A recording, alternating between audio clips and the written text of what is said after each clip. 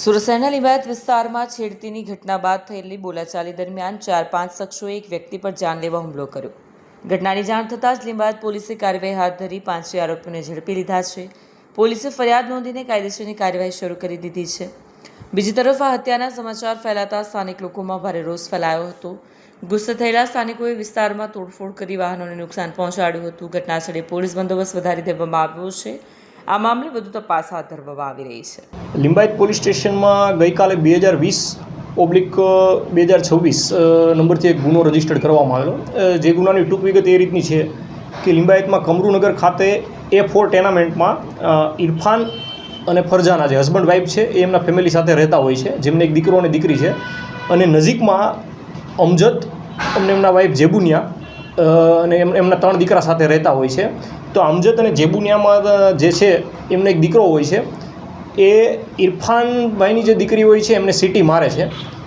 અને જેથી ઇરફાનભાઈની પત્ની ફરજાના અને એમની દીકરી આ જે આરોપીઓ હોય છે એમના ઘરે જાય છે અને એમને કહે છે કે આવી રીતે એમના દીકરાએ સીટી મારેલી છે. અને જેના લીધે આ આરોપીઓ હોય છે એમની સાથે ઝઘડો કરે છે. ત્યારબાદ સાંજના 8:30 વાગે આજુબાજુ 5 આરોપીઓ એટલે કે હસબન્ડ, એમના વાઈફ અને એમના 2 દીકરા અને જે ત્રીજો છે એ કાયદાના સંઘર્ષમાં આવેલ બાળકિશોર, એ ત્રણેય ઇરફાનભાઈ અને ફરજાનાની એમની ઘરે જાય છે અને ત્યાં જઈને એમને ધમકાવે છે. તે વખતે ઇરફાન જે હોય છે તે હાજર નથી હોતો. એટલે આ લોકો ડરી અને પાર્કિંગમાં ચાલ્યા જાય છે, જ્યાં ફરજાનાબેનના નણદોઈ ખાલિદભાઈ, એમના દીકરા ઇકબાલ અને ઇમરાન સાથે હાજર હોય છે.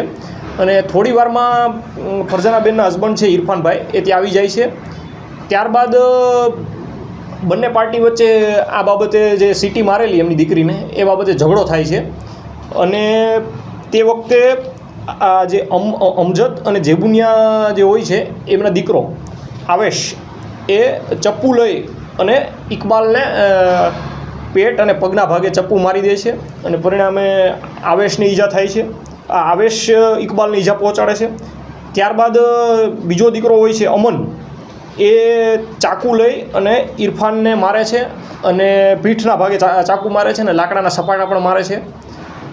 તથા જે અમન હોય છે એ ફરજાનાના જે નણદોઈ હોય છે ખાલિદ, એમને ચાકુ અને લાકડાથી મારે છે અને પેટના ભાગે ચપ્પુ મારે છે. અને આ 3 જણા ઈજાગ્રસ્ત થયા હોય છે, જેમાંથી સ્મીમેર હોસ્પિટલ ખાતે જે ઇરફાન જે છે એમનું મૃત્યુ થાય છે.